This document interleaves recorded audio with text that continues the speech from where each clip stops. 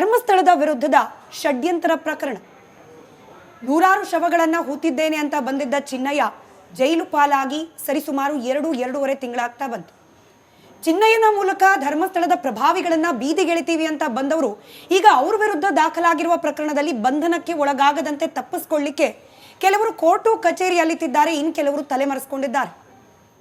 ಇನ್ನು ಸಾಕ್ಷ್ಯಗಳಿದೆ, ಹೆಣ್ಣು ಮಕ್ಕಳ ಮೇಲಾದ ದೌರ್ಜನ್ಯ ಅತ್ಯಾಚಾರಕ್ಕೆ ಸಾಕ್ಷ್ಯಗಳಿದೆ ಅಂದವರು ಆ ಸಾಕ್ಷ್ಯಗಳನ್ನ ಹೊರಗಿಡದೆ ಈಗ ಅವರೇನೆ ಅಡಗಿ ಕೂತಿದ್ದಾರೆ.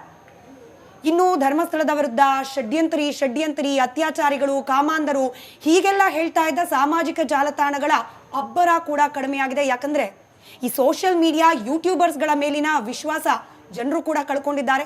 ಅವ್ರು ಕಟ್ತಾ ಇದ್ದ ಕತೆ ಸುಳ್ಳು ಅನ್ನೋದು ಜನರಿಗೂ ಕೂಡ ಅರಿವಾಗಿದೆ. ಅಲ್ಲಿಗೆ ಎಲ್ಲ ಮುಗ್ದು ಹೋಯ್ತು.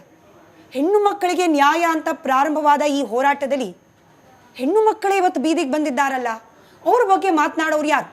ಈ ಪ್ರಶ್ನೆಗೆ ಉತ್ತರ ಕೊಡೋರು ಯಾರು? ನಾನು ಯಾವ ಹೆಣ್ಮಕ್ಳ ಬಗ್ಗೆ ಮಾತನಾಡ್ತಿದ್ದೀನಿ ಅಂದರೆ ಚಿನ್ನಯ್ಯ. ನೂರಾರು ಶವಗಳನ್ನು ಹೂತಿದ್ದೇನೆ ಅಂತ ಹೇಳಿ ಬಂದಿದ್ದ ಚಿನ್ನಯ್ಯನನ್ನ ಬಳಕೆ ಮಾಡಿಕೊಂಡು ಆತನನ್ನ ಜೈಲು ಪಾಲು ಮಾಡಿ ಇದೀಗ ಆತನನ್ನ ಅಕ್ಷರಶಃ ಅನಾಥರನ್ನಾಗಿ ಬಿಟ್ಟುಬಿಟ್ಟಿದ್ದಾರೆ. ಅವನು ಪರವಾಗೂ ಯಾರೂ ನಿಲ್ತಿಲ್ಲ. ಆಯಿತು, ಅವನಾದರೂ ಜೈಲಲ್ಲಿದ್ದಾನೆ. ಅವನನ್ನು ನಂಬಿದ್ದ ಕುಟುಂಬ, ಆತನ ಪತ್ನಿ, ಮಕ್ಕಳು, ಅಕ್ಕ, ಇವ್ರ ಗತಿ ಏನು? ಇವ್ರನ್ನ ಕೇಳೋರು ಯಾರು? ಇವರು ಕೂಡ ಹೆಣ್ಣು ಮಕ್ಕಳು. ನಮಗಾದ ಅನ್ಯಾಯಕ್ಕೆ ಧ್ವನಿಯಾಗುವವರು ಯಾರು ಅಂತ ಕೇಳ್ತಾ ಇವತ್ತಿನ ರಿಪಬ್ಲಿಕ್ ಕನ್ನಡದ ಮಹಾಭಾರತ ಕಾರ್ಯಕ್ರಮದಲ್ಲಿ ನಮ್ಮ ಜೊತೆಯಲ್ಲಿದ್ದಾರೆ ಚಿನ್ನಯ್ಯನ ಪತ್ನಿ ಮಲ್ಲಿಕಾ ಹಾಗೆ ಅಕ್ಕ ರತ್ನ. ನಮಸ್ಕಾರ, ಇಬ್ಬರಿಗೂ ಸ್ವಾಗತ. 2-2.5 ತಿಂಗಳಾಗೋಯ್ತು ಚಿನ್ನಯ್ಯ ಜೈಲ್ ಪಾಲಾಗಿ. ಇತ್ತೀಚೆಗೆ ಹೋಗಿ ಭೇಟಿಯಾಗಿ ಬಂದ್ರಿ ಕೂಡ. ಏನು ಹೇಳ್ತಾರೆ ಚಿನ್ನಯ್ಯ? ಹೇಗಿದ್ದಾರೆ ಈಗ? ಹೇಗಂದ್ರೆ 2.5 ತಿಂಗಳಾಯ್ತು ಮೇಡಮ್. ನಮ್ಗೆ ಯಾರು ಹೆಲ್ಪ್ ಮಾಡೋರು ಇರಲಿಲ್ಲ. ಮತ್ತು ನಮಗೆ ಶೋಭಾ ಮೇಡಮ್ ಅವರು ಇಲ್ಲಿ ಚಾನಲ್ಗೆ ಮಾತಾಡೋಕ್ಕೆ ಕೇಳಿದ್ರು. ಆವಾಗ ನನಗೆ ಹೆಲ್ಪ್ ಮಾಡಿ ಮೇಡಮ್, ನಾನು ನೋಡಿ 2.5 ತಿಂಗಳಾಯಿತು, ಯಾರು ನಮಗೆ ಹೆಲ್ಪ್ ಮಾಡೋರಿಲ್ಲ ಅಂತ ಹೇಳಿದೆ. ಮತ್ತು ನಾನು ಸರಿ ನಾವು ಹೆಲ್ಪ್ ಮಾಡ್ತೀವಿ ಹಾಗಂತ ಹೇಳಿದ್ರು. ವಕೀಲು ಇದು ಮಾಡಿಕೊಟ್ರು ಮೇಡಮ್. ನಾನು ಅವಾಗ ನೋಡಿದೆ ಮೇಡಮ್, ನೋಡುವಾಗ ನಮಗೆ ತುಂಬ ಜೀವನೇ ನಮ್ಗೆ ಓದೋಕ್ಕಾಯ್ತದೆ ಮೇಡಮ್.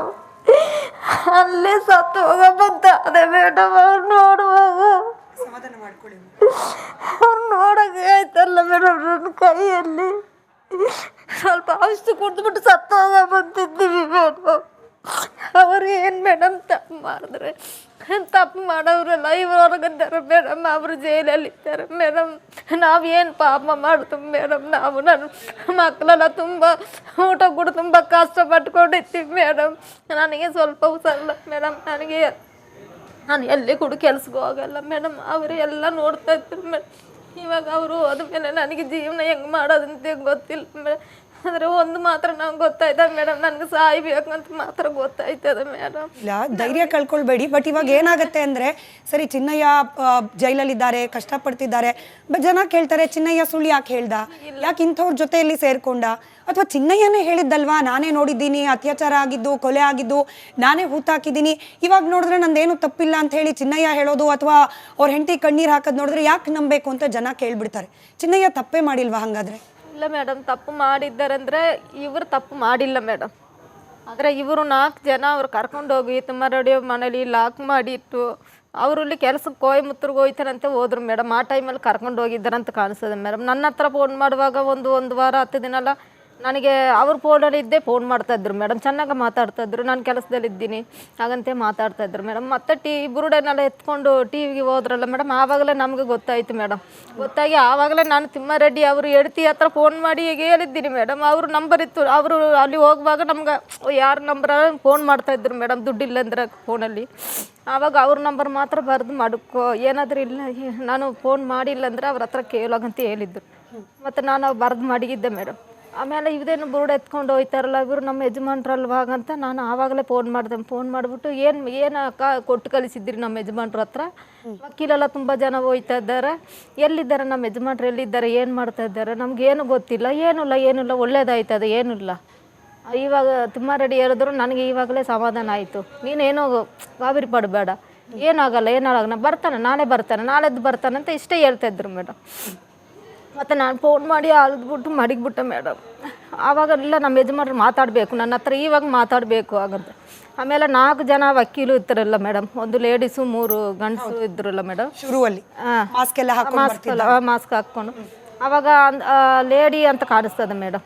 ಇವರು ಫೋನ್ ಮಾಡಿ ಅವ್ರಿಗೆ ಹೇಳಿ ಅವನು ಚಿನ್ನಯ್ಯನ ಹೆಂಡ್ತಿ ಅಳ್ತಾ ಇದ್ದಲ್ಲ, ಏನಾದರೂ ಹೊರಗಡೆ ಏನಾದರೂ ಹೋಗಿ ಇವಾಗಲೇ ಹೇಳ್ಬಿಟ್ರೆ ನಮ್ಗೆ ಇದಾಯ್ತದಲ್ಲ, ಅದರಿಂದ ಅವ್ನು ಫೋನ್ ಮಾಡಕ್ಕೆ ಹೇಳಿ ನೀವು ಫೋನ್ ಮಾಡಿ ಕೊಡಿ, ಅವ್ರು ಮಾತಾಡ್ಲಿ ಅಂತ. ಅಂದ್ರೆ ನೀವು ಭಯ ಪಟ್ಕೊಂಡಿದ್ದೀರಾ, ಯಾರಿಗಾರು ಹೇಳ್ಬಿಡ್ತೀರಾ ಬುರುಡೆಗೂ ಚಿನ್ನಯ್ಯಂಗೂ ಸಂಬಂಧ ಇಲ್ಲ ಅಂತ ಹೇಳ್ಬಿಡ್ತೀರಾ ಅನ್ನೋ ಕಾಲ್ ಮಾಡಿಸಿದ್ರು. ಕಾಲ್ ಮಾಡಿಸಿ ಆ ವಕೀಲ ಲೇಡಿ ಇದ್ರಲ್ಲ ಮೇಡಮ್, ಅವ್ರು ಮಾಡಿ ಕೊಡುವಾಗ ನಾನು ಕೇಳುವಾಗ ನಾನು ಧರ್ಮಸ್ಥಳದಲ್ಲಿ ಪೊಲೀಸ್ ಸ್ಟೇಷನಲ್ಲಿ ಇದ್ದೀನಿ ಯಾಕಂತ ಹೇಳಿದ್ರು. ಚಿನ್ನಯ್ಯ ಹೇಳಿದ್ರು ನಾವು ವಕೀಲೆಲ್ಲ ಇದ್ದೀರಿ, ಏನಿಲ್ಲ ಭಯಪಡಬೇಡ, ನೀನು ಧೈರ್ಯವಾಗಿರು, ನಾನು ಬರ್ತೀನಿ 2 ದಿನ ಕಳೆದ ಮೇಲೆ ಬರ್ತೀನಿ, ನಾನು ಇದೆಲ್ಲ ನೋಡ್ಕೊಂಡು ನೀನು ಭಯಪಡಬೇಡ ಅಂತ ಹೇಳಿದ್ರು ಮೇಡಮ್. ಮತ್ತು ಆವಾಗಲೇ ನಮಗೆ ತುಂಬ ಇದಾಯ್ತು ಮೇಡಮ್. ಆಮೇಲೆ ನಾನು ಅಲ್ಲಿ ಫೋನ್ ಮಾಡಿ ಇವ್ರ ಹತ್ರ ಏನು ನಡೀತಾ ಇದ್ದದ್ದು, ಯಾಕೆ ಇವ್ರ ಕೈಯಲ್ಲಿ ಏನು ಕೊಟ್ಟು ಕಳಿಸಿದ್ದಾರಂತ ನಮ್ಗೆ ಗೊತ್ತಿಲ್ಲ ಮೇಡಮ್. ಆಮೇಲೆ ಗೊತ್ತಾಯಿತು ಅದು ತಲೆ ಬುರುಡೆ ಅಂತ ಗೊತ್ತಾಯಿತು ಮೇಡಮ್. ಅವಾಗ ನಾನು ಮಾತಾಡಬೇಕು ಹಂಗಂತವಾಗ ಇವರು 1 ವಾರ ಈ ಬುರುಡೆ ತಗೊಂಡೋಗಿ ಕೊಟ್ಟಿದ ಮೇಲೆ ನಮ್ಮ ಯಜಮಾನ್ರು ಫೋನ್ ಕಿತ್ತು ಮಾಡಿಕೊಟ್ರು. ಫೋನ್ ಕಿತ್ತು ಮಾಡಿಬಿಟ್ರು. ಮತ್ತು ಅಲ್ಲಿ ಇರೋರು ವಕೀಲು, ಡೈವರು, ತಿಮ್ಮಾರೆಡ್ಡಿ ಅವರು, ಹೆಂಡ್ತಿ ಅವರು, ಇವ್ರ ನಂಬರ್ ಯಾರು ನಂಬರ್ ಬರ್ತಾ ಇತ್ತು ಮೇಡಮ್. ಮತ್ತೆ ನಾನು ಕರೆಯೋದಲ್ಲ, ಅವರು ಕರಿಬೇಡ ಅಂತ ಹೇಳ್ಬಿಡ್ತಾರೆ, ನಾನು ಕರೆಯೋದಲ್ಲ ಮೇಡಮ್, ಅವರೇ ಫೋನ್ ಮಾಡ್ತಾ ಇದ್ರು. ನಿಮಗೆ ದುಡ್ಡು ಕಾಸು ಎಲ್ಲ ಕೊಟ್ಟಿದ್ದಾರೆ, ನಿಮ್ಮನ್ನ ನೋಡ್ಕೊಳ್ಳೋಕೆ ಏನೇನು ಬೇಕು ಅದಕ್ಕೆಲ್ಲ ವ್ಯವಸ್ಥೆ ಮಾಡಿದ್ದಾರೆ ಏನೆಲ್ಲ ಹೇಳ್ತಾರಲ್ಲ? ಏನೂ ಇಲ್ಲ ಮೇಡಮ್, ಏನಿಲ್ಲ ಮೇಡಮ್. ಬೇಕಾದ್ರೆ ನಮ್ಮ ಮನೇಲಿ ಬಂದು ಎಲ್ಲ ಚೆಕ್ ಮಾಡಿಲ್ಲ ಮೇಡಮ್, ನಾನು ಹೊರಗಡೆ ನಿಂತ್ಕೋತೀನಿ, ಎಲ್ಲ ಯಾರು ಬೇಕಾದ್ರೂ ಬಂದು ಚೆಕ್ ಮಾಡಿಲ್ಲ ಮೇಡಮ್. ನಾವು ತುಂಬ ಬಡವರೇ ಮೇಡಮ್, ಸಾವುಕಾರಲ್ಲ ಇಲ್ಲ ಮೇಡಮ್. ಹಂಗಿದ್ದಿದ್ರೆ ನಮ್ಮ ಜೊತೆ ನಮಗೆ ದುಡ್ಡು ಕಾಸು ಎಲ್ಲ ಇದ್ದಿದ್ರೆ ನನ್ನ ಗಂಡನ ನಾನು ಜೈಲಲ್ಲಿ ಬಿಡಬೇಕಂತ ಇಲ್ಲ ಮೇಡಮ್. ನಾನು ಯಾವಾಗಲೂ ಕರ್ಕೊಂಡು ಬರ್ತಾ ಇದ್ದೆ ಮೇಡಮ್. ಇವರು ಮೋಸ ಮಾಡಿ ನನ್ನ ಗಂಡನ ಜೈಲಲ್ಲಿ ಬಿಟ್ಟುಬಿಟ್ಟು ಇವಾಗ ಇವರು ಎಷ್ಟು ಇದ್ವಂಗೆ ತಿರುಗ್ತಾ ಇದ್ದಾರೆ ಮೇಡಮ್. ಅವರು ದುಡ್ಡು ಇರೋವ್ರಿಗೊಂದು ನ್ಯಾಯ, ಬಡವ್ರಿಗೊಂದು ನ್ಯಾಯನ ಮೇಡಮ್. ಇಷ್ಟು ಕೆಲಸ ಮಾಡಿರೋದು ತಿಮ್ಮಾರೆಡ್ಡಿ, ಗಿರೀಶ್ ಮಟ್ಟಣ್ಣ, ಈ ಜಯಂತ, ಈ ವಿಠ್ಠಲ ಗೌಡ, ಇವರೆಲ್ಲ ಅದರಲ್ಲಿ ಕುಸುಮಾವತಿ ಉಂಟು ಮೇಡಮ್. ಒಂದು ಟೈಮಲ್ಲಿ ಫೋನಲ್ಲಿ ಮಾತಾಡಿದ್ದಾರೆ, ನನ್ನ ಮಗಳು ಮಾತಾಡಿದ್ದಾರೆ, ಕುಸುಮಾವತಿ ಮಾತಾಡಿದ್ದಾರೆ ಮೇಡಮ್. ಆದರೆ ನನ್ನ ಮಗಳು ತೀರೋಗಿ 13 ವರ್ಷ ಆಯಿತು, ಮತ್ತೆ ನನ್ನ ಮಗಳು ಬರಲ್ಲ. ಆದರೆ ಇವರು ತಿಮ್ಮಾರೆಡ್ಡಿ, ಗಿರೀಶ್ ಮಠನ ಏನು ಹೇಳ್ತಾರೋ ಅದೇ ಹಂಗೆ ಮಾಡಿ, ಏನು ಆಗಲ್ಲ, ಎಲ್ಲ ಸರಿ ಹೋಯ್ತದೆ ಹಾಗಂತ ಮಾತಾಡಿದ್ದಾರೆ ಮೇಡಮ್. ನಿಮ್ಮ ಹತ್ರ ಮಾತಾಡಿದ್ದಾರೆ ಮೇಡಮ್. ಆದರೆ ಬೇರೆಯವರು ಇಬ್ಬರು ಕರ್ಕೊಂಡೋಗಿ ಅಲ್ಲಿ ಏನೋ ತಿಳಿಸಿದ್ದಾರೆ ಮೇಡಮ್. ಆದರೆ ಇವರು ಮಾತಾಡಿದ್ದಾರೆ. ತುಂಬಾ ಜನ ಏನ್ ಹೇಳ್ತಿರೋದು, ಈ ತಿಮ್ರೋಡಿ ಅವ್ರ ಮನೆಯಲ್ಲಿ ರೆಕಾರ್ಡ್ ಆಗಿರೋ ವಿಡಿಯೋ ನೀವು ನೋಡಿರ್ತೀರಾ, ನೀವು ಇದೀರಾ ಅದರಲ್ಲಿ ಚಿನ್ನಯ್ಯ ಭಯ ಪಟ್ಕೊಂಡು ಯಾರೋ ಹೇಳ್ದಂಗೆ ಕೇಳಿ ಮಾತಾಡ್ತಿದ್ದಾರೆ ಅಂತ ಅನ್ಸೋದೇ ಇಲ್ಲ. ಚಿನ್ನಯ್ಯನೇ ಬಂದು ಕುತ್ಕೊಂಡು ತಿಮ್ರೋಡಿ ಮುಂದೆ ಕತೆ ಹೇಳ್ತಿದ್ದಾರೆ, ಅದನ್ನ ತಿಮ್ರೋಡಿ ಅವ್ರು ನಂಬಿದ್ದಾರೆ, ಹಿಂಗೆ ಅನ್ಸುತ್ತೆ ವಿಡಿಯೋ ನೋಡಿದಾಗ ಮೇಡಮ್. ಆ ವಿಡಿಯೋ ಬಂದು ಅದು ಸ್ವಲ್ಪ ತುಂಬ ಇದಾಗಿದ್ದದ ಮೇಡಮ್, ಹೆಂಗೆ ವಿಡಿಯೋ ಕೊಟ್ಟಿದ್ದಾರೆ ಅಂತ ಅವರು ಹೇಳಿದ್ದಾರೆ. ನಾನು SITಗೆ ಹೇಳಿದ್ದೀನಿ ಮೇಡಮ್ ಆ ವಿಡಿಯೋ ಕೊಟ್ಟಿರೋದು. ಆದರೆ ಆ ವಿಡಿಯೋ ಮಾಡಿಕೊಂಡೇ ಇವರು ಲಾಕ್ ಮಾಡಿದ್ದಾರೆ ಅಂತ ಕಾಣಿಸ್ತದೆ ಮೇಡಮ್. ಯಾಕಂದರೆ ನಾನು ಆ ವಿಡಿಯೋನಲ್ಲಿ ಇದ್ದೀನಿಲ್ಲ ಮೇಡಮ್, ನಮಗೆ ಗೊತ್ತಿಲ್ಲ ಮೇಡಮ್ ವಿಡಿಯೋ ಮಾಡ್ತಾ ಇದ್ದಾರೆ, ಇದು ಹೊರಗಡೆ ಬರ್ತದೆ, ಆಗ ಯಾಕೆ ಬರ್ತದೆ ಅಂತ ನಮಗೆ ಗೊತ್ತಿಲ್ಲ ಮೇಡಮ್. ಆದರೆ ಅದು ಹೊರಗಡೆ ಬಿಟ್ಟ ಮೇಲೇ ನನಗೆ ಒಂದು ತರುವಂಗೆ ಆಯಿತು. ಅದು ಯಾರ ಮನೆ, ನಾವು ಕೆಲಸಕ್ಕಂತೆಲ್ಲ ಕರ್ಕೊಂಡು ಹೋದ್ರು, ಇದು ಬಿಟ್ಟಲ್ಲ ಅವ್ರ ಮಾಮೆಲ್ಲ ಕರ್ಕೊಂಡು ಹೋದ, ಯಾಕೆ ನಮ್ಮನ್ನ ಯಾಕೆ ಹೊರಗಡೆ ಹಾಕಿದ್ದಾರೆ ಅಂತ ಹೇಳುವಾಗ ಆವಾಗೆಲ್ಲ ನನಗೆ ಕನ್ನಡ ಜಾಸ್ತಿ ನನಗೆ ಗೊತ್ತಿಲ್ಲ ಮೇಡಮ್, ಕನ್ನಡ ಗೊತ್ತಿಲ್ಲ.